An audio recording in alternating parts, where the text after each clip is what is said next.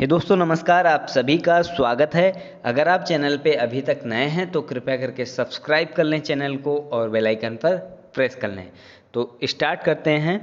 आज का जो 22वां प्रश्न है, इससे पहले का अगर आपने वीडियो नहीं देखा है तो प्लेलिस्ट में जाकर देख लीजिएगा। तो स्टार्ट करते हैं। आज का जो 22वां प्रश्न है वह है कर्मण्येवाधिकारस्ते मा फलेषु कदांचन। ठीक है, किस धर्म ग्रंथ की उक्ति है? बहुत ही महत्वपूर्ण प्रश्न है। तो इसका सही जवाब हो जाएगा श्रीमद् भगवद गीता। ठीक है, यह श्रीमद् भगवद गीता की उक्ति है, यहाँ पे दी गई है। और किसने लिखा है ये ग्रंथ? तो वेद व्यास जी ने। ठीक है, वेद व्यास जी ने ये ग्रंथ लिखा है। अगला प्रश्न है, किसने कहा था राम और रहीम एक ही ईश्वर के दो अलग अलग नाम हैं? तो ऑप्शन आपके सामने दिए हुए हैं।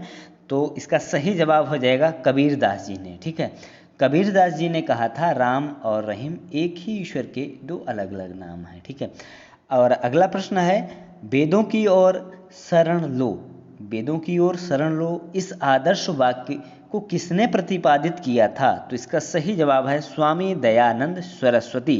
ठीक है, आर्य समाज के संस्थापक स्वामी दयानंद सरस्वती जी ने इस वाक्य को कहा था। अगला प्रश्न है,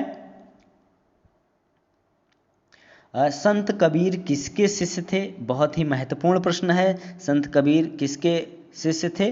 तो रामानंद जी के। ठीक है, रामानंद जी के संत कबीरदास जी जो ये शिष्य थे। और इनकी रचना है साखी, सबद और रमैनी। ठीक है, इन तीनों को मिला दें तो बीजक बन जाता है। ठीक है, तो बीजक कहलाती हैं। और अगला प्रश्न है, संगीत सम्राट तानसेन के गुरु थे। संगीत सम्राट तानसेन के गुरु जी कौन थे? तो बहुत ही महत्वपूर्ण यह भी प्रश्न है। तो इसका सही जवाब हो जाएगा हरिदास जी थे। ठीक है, और अगला है, सिख धर्म के प्रवर्तक गुरु नानक देव का जन्म कहाँ हुआ था? तो ये भी महत्वपूर्ण प्रश्न, सारे महत्वपूर्ण प्रश्न हैं। अगर आपने यह वीडियो अच्छी तरीके से देख लिया तो एक या दो प्रश्न क्लियर हैं। तो इसका सही जवाब है तलवंडी नामक स्थान पर हुआ था। ठीक है, और अगला है, सिखों के 10वें और अंतिम गुरु गोविंद सिंह की जन्म स्थली है।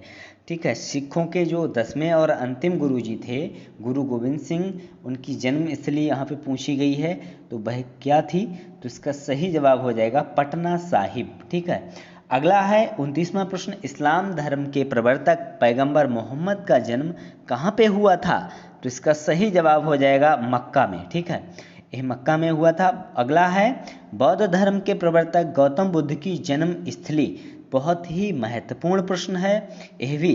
तो इसका सही जवाब हो जाएगा लुम्बिनी नामक स्थान पर हुआ था। वर्तमान में लुम्बिनी नेपाल में पड़ता है। ठीक है, लुम्बिनी नामक स्थान पे पड़ता है। और इनकी जो मृत्यु हुई थी वह कुशीनगर में हुई थी। महत्वपूर्ण है यह भी। और गौतम बुद्ध के बचपन का नाम सिद्धार्थ था, ये भी आपको पता होगा। और अगला प्रश्न है, आदि शंकराचार्य का जन्म कहाँ पे हुआ था? आदि गुरु जो शंकराचार्य जी थे, इनका जन्म कहाँ पे हुआ था?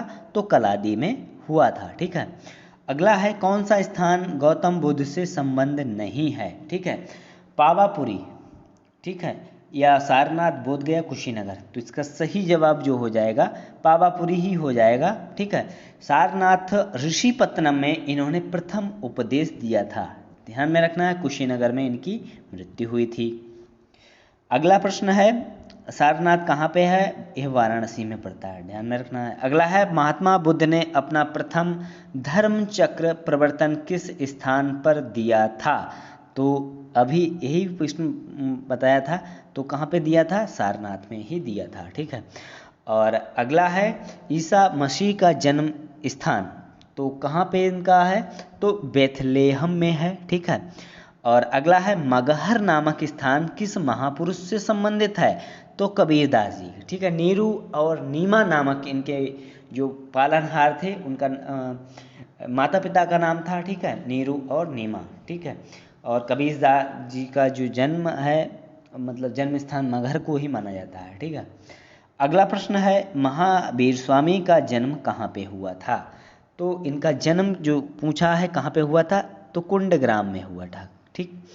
अगला है महात्मा बुद्ध का महापरिनिर्वाण यानी कि मृत्यु कहाँ पे हुई थी, इन्होंने शरीर कहाँ पे त्यागा था, तो ये कहाँ पे त्यागा था, कुशीनगर में। ठीक है, उत्तर प्रदेश में स्थान पड़ता है कुशीनगर।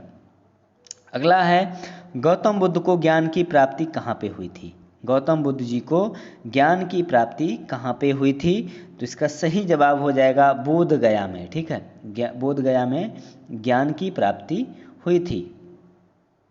अगला है चैतन्य महाप्रभु का जन्म हुआ था, तो चैतन्य महाप्रभु का जो जन्म हुआ था वह नाडिया में हुआ था। अगला है बुद्ध के जीवन की किस घटना को महाभिनिष्क्रमण के रूप में जाना जाता है, तो इसका सही जवाब हो जाएगा यानी कि गृह त्याग। ठीक है, उनका गृह त्याग को महाभिनिष्क्रमण कहा गया है। ठीक है, और गुरु गोविंद सिंह की समाधि स्थित है, कहाँ पे स्थित है, तो इसका सही जवाब हो जाएगा नांदेड़ में। ठीक है, नांदेड़ में यह स्थित है। यह वीडियो कैसा लगा कमेंट सेक्शन में ज़रूर बताया करके, साथ ही पूरा वीडियो देखें और हमारे खबरी पेज को भी फॉलो करना ना भूलें। दिवाकर क्लासेस पीलीभीत के नाम से ही खबरी पे पेज बना हुआ है, और फेसबुक पे भी हमें फॉलो कर सकते हैं दिवाकर क्लासेस पीलीभीत, और ग्रुप भी बना हुआ है फेसबुक पे, वहाँ पे भी क्वेश्चन डालते रहते हैं। तो यह वीडियो कैसा लगा कमेंट सेक्शन में ज़रूर बताएं, साथ ही चैनल को फॉलो करना ना भूलें। धन्यवाद, जय हिंद।